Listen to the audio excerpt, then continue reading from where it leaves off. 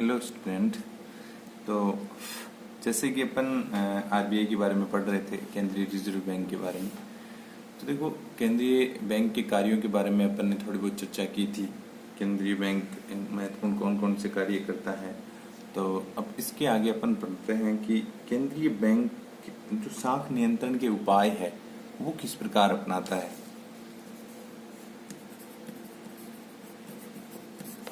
केंद्रीय बैंक द्वारा साख नियंत्रण के उपाय कौन कौन से उपाय हैं जिनके द्वारा केंद्रीय बैंक साख को नियंत्रित करता है। थोड़ा बहुत अपन ने साख को नियंत्रित करने के लिए पढ़ा था कि किस प्रकार वो सीआरआर एसएलआर में बदलाव करता है साख को नियंत्रित करने के लिए। तो देखो, आज इसके बारे में अब विस्तृत पढ़ेंगे अपन। तो केंद्रीय बैंक साख नियंत्रण के मुख्यतः दो उपाय अपनाता है। एक पहला है मात्रात्मक उपाय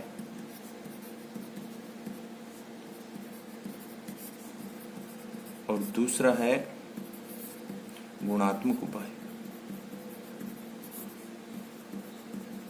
देखो, मात्रात्मक जो उपाय है इसमें तो डायरेक्ट इफेक्ट पड़ता है, मात्रा पर प्रभाव पड़ता है संख्या के रूप में सीधा का सीधा। और गुणात्मक में एक प्रक्रिया के तहत क्या होता है कि तत्काल प्रभाव नहीं पड़कर गुणात्मक रूप से साख नियंत्रण पर भविष्य के लिए प्रभाव पड़ता है।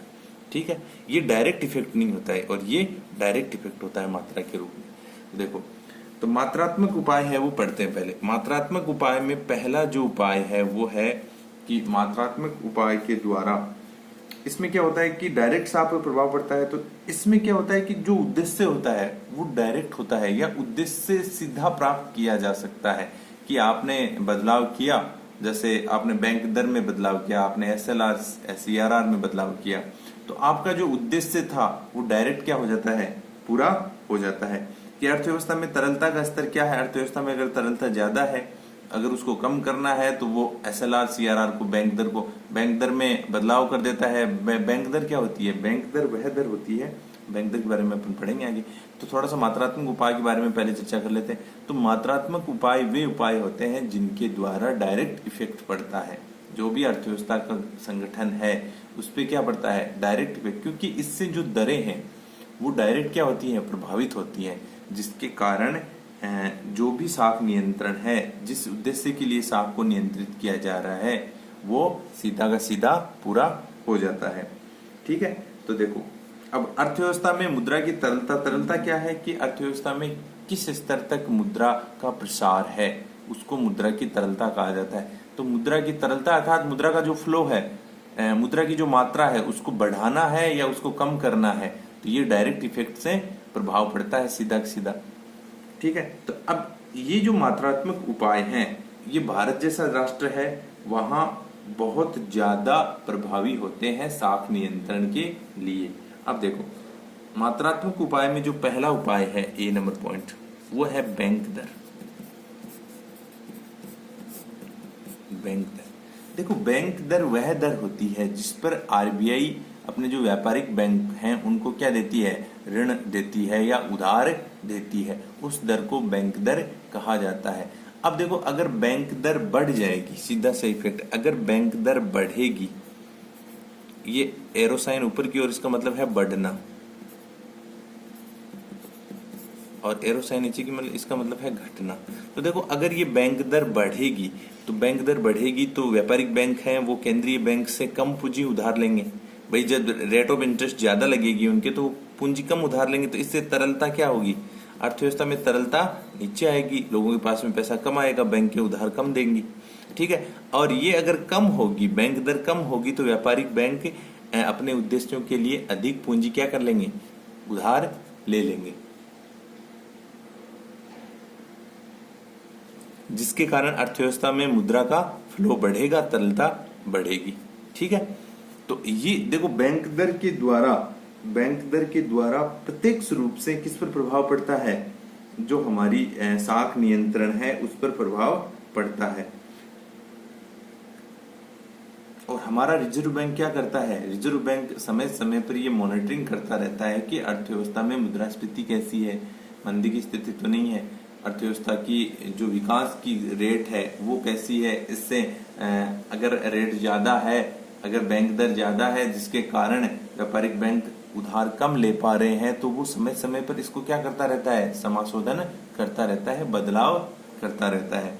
ठीक है, तो इस बैंक दर के कारण डायरेक्ट इफेक्ट पड़ता है किस पर, साख के नियंत्रण पर। किस प्रकार, ये आपको बता दिया है कि अगर तरलता बढ़ानी है तो बैंक दर को कम कर देती है रिजर्व बैंक, और अगर तरलता कम करनी है तो बैंक दर को बढ़ा देती है, जिसके कारण व्यापारिक बैंकों के पास पूंजी कम हो जाती है, वो कम उधार लेते हैं।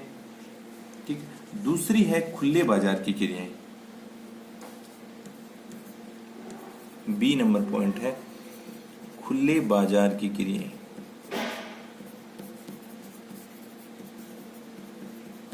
देखो कई बार क्या करती है आरबीआई, कई बार आरबीआई क्या करती है, सरकारी प्रतिभूतियों को बेचने और खरीदने का काम करती है। तो कई बार क्या करती है, उसके पास जो प्रतिभूतियां होती हैं, बॉन्ड वगैरह होते हैं, उसको वो बाजार में डायरेक्ट बेचने लग जाती है। तो वाणिज्यिक बैंकों को केंद्रीय बैंक अपने पास जो प्रतिभूतियां हैं अगर उनको बेचेगी तो इससे क्या होगा, व्यापारिक बैंकों के पास में नगद की कमी आ जाएगी। भाई प्रतिभूतियां जैसे उनके पास, रिजर्व बैंक के पास में प्रतिभूतियां हैं और वो व्यापारिक बैंकों को बेच देगी, तो इसके पास में जो मुद्रा थी वो कहाँ चली जाएगी, वो आरबीआई के पास चली जाएगी। और व्यापारिक बैंकों के पास में क्या हो जाएगा, व्यापारिक बैंकों के पास में मुद्रा कम हो जाएगी। भाई मुद्रा है वो व्यापारिक बैंकों के पास में कम हो जाएंगे, और प्रतिभूतियां आ गई उनके पास। तो अब इसके कारण क्या हो गया, साख पे नियंत्रण हो गया। अगर व्यापारिक बैंकों के पास में पैसा ही कम रहेगा, मुद्रा ही कम रहेगी, तो वो साख का सृजन भी कम कर पाएंगे, कम उधार दे पाएंगे।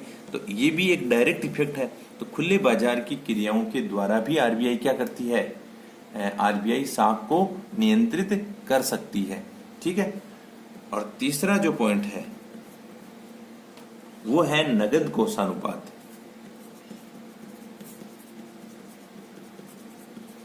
नगद कोषानुपात, नगद कोषानुपात को कहा जाता है सीआरआर, वह वैधानिक तरलता अनुपात। वैधानिक तरलता अनुपात, इसको कहा जाता है एसएलआर। तो देखो सीआरआर व एसएलआर में भी बदलाव करके भी आरबीआई क्या कर सकती है, आरबीआई साख को नियंत्रित कर सकती है। कैसे, देखो सबसे पहले तो ये समझने की जरूरत है कि भाई सीआरआर क्या होता है और एसएलआर क्या होता है। सीआरआर क्या होता है, सीआरआर होता है बैंकें क्या करती है, बैंक का एक नियम होता है, एक विधान होता है, उसके अनुसार बैंकों को अपनी कुल संपत्ति का एक निश्चित भाग अपने पास, सीआरआर का मतलब होता है बैंकें एक निश्चित भाग अपने पास हमेशा क्या रखती हैं, नगद रूप में अपने पास रखती हैं। अब ये रेशियो निकल के आता है कि लोग कितनी डिमांड करते हैं पैसे की, जो जमा पैसा है उसमें से, तो उसके आधार पर आरबीआई ये डिसाइड करता है कि कितना पैसा, जैसे मान लेते हैं 10% रेट कर दी कि 10%, ये एक अनुपात निकल के आया सारा सब बैंकों का, 10% जो जमाएं हैं उनका लोग क्या करते हैं, मांग करते रहते हैं। तो इतना पैसा तो उनको अपने पास क्या रखना पड़ेगा, हमेशा नगद रूप में रखना ही पड़ेगा। ठीक है, और एसएलआर क्या होता है, एसएलआर क्या होता है, एसएलआर वह कोष है या वह मात्रा है जो क्या करनी पड़ती है, व्यापारिक बैंकों को रिजर्व बैंक के पास नगद रूप में रखनी पड़ती है। भाई जो जमाएं, उसके पास जो कुल जमाएं आती हैं, व्यापारिक बैंकों के पास कुल जमाएं होती है, उसका एक निश्चित भाग, जैसे मान लेते हैं 20%, ये किसने निर्धारित कर दिया है, ये भी आरबीआई ही निर्धारित करती है।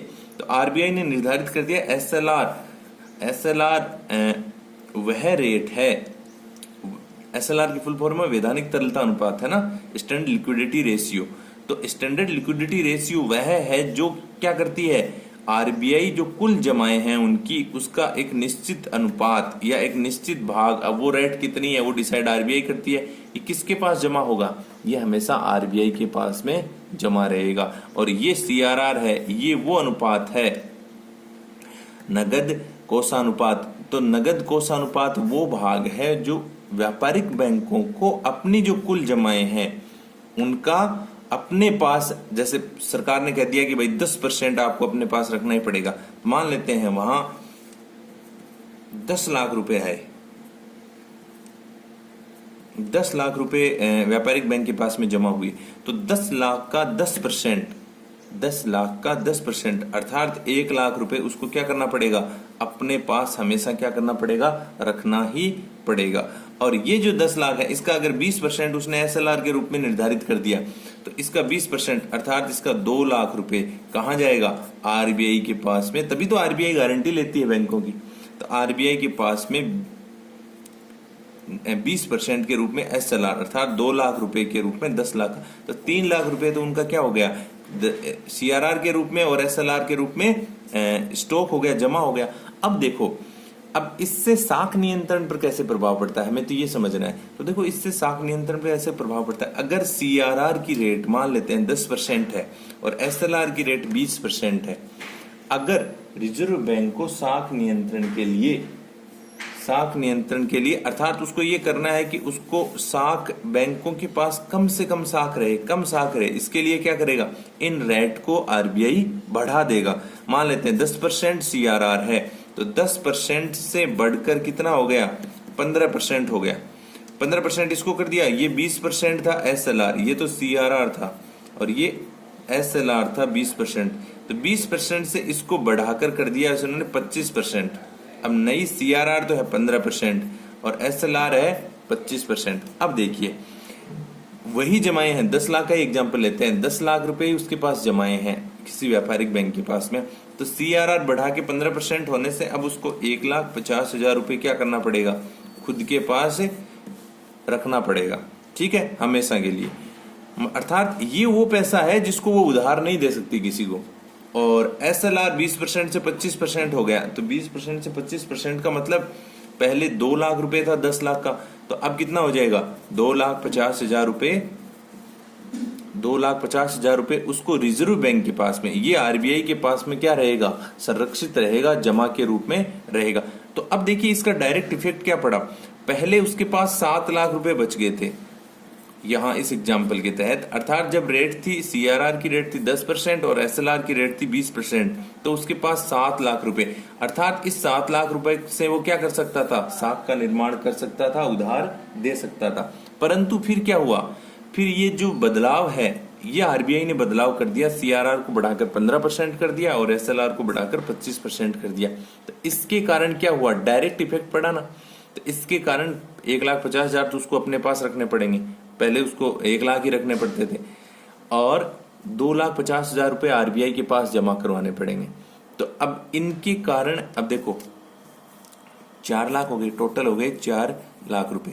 अब उसके पास साख सर्जन के लिए 6 लाख रुपए बचे हैं, पहले 7 लाख बचे थे, अब कितने बचे हैं, साख सर्जन के लिए अर्थात उधार देने के लिए 6 लाख। तो इससे क्या हुआ है, जो साख का प्रसार था वो क्या हो जाएगा, रुक जाएगा, अर्थात साख पर नियंत्रण स्थापित हो जाएगा। अब ये नियंत्रण कैसे हुआ, डायरेक्ट इफेक्ट हो गया ना भाई, जैसे आज रेट चेंज किए, तो आज रेट चेंज करते ही उसी समय से ये प्रभावी हो जाता है, अर्थात बैंकों की ये बाध्यताएं हैं, क्योंकि जो बैंकिंग अधिनियम है उसमें ये सामान्यताएं हैं कि आरबीआई जो भी कानून बनाता है बैंकिंग अधिनियम के तहत वो आपको लागू करने ही होंगे। तो उसको लागू करने के कारण अब उसके पास देखो क्या हो गया है, साख संकुचित हो गई नहीं है, अर्थात उतनी मात्रा साख की नहीं रही है उधार देने के लिए जितनी पहले थी। तो ये जो दोनों रेट हैं सीआरआर और एसएलआर, ये क्या करती हैं, डायरेक्ट इफेक्ट डालती हैं साख के नियंत्रण के लिए।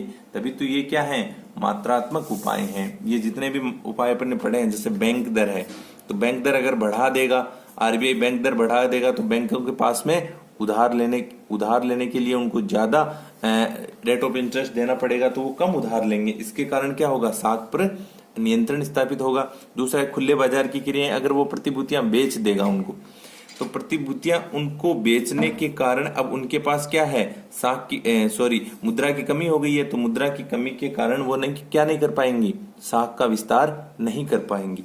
तीसरा है नगद कोषानुपात और वैधानिक तरलता अनुपात, इनमें बदलाव कर भी क्या कर सकती है आरबीआई, साख को नियंत्रित कर सकती है। तो ये अपन ने पढ़े मात्रात्मक उपाय, केंद्रीय बैंक के द्वारा जो शाख नियंत्रण के मात्रात्मक उपाय थे। ज्यादा कुछ हार्ड नहीं है, पर एग्जाम की दृष्टि से बहुत इंपॉर्टेंट है, बहुत बार पूछा जाता है। तो 2 नंबर के क्वेश्चन है, उसमें डायरेक्ट ये डाल दिया जाता है कि बैंक दर किसको कहते हैं, या CRR और SLR किसको कहते हैं। ठीक है।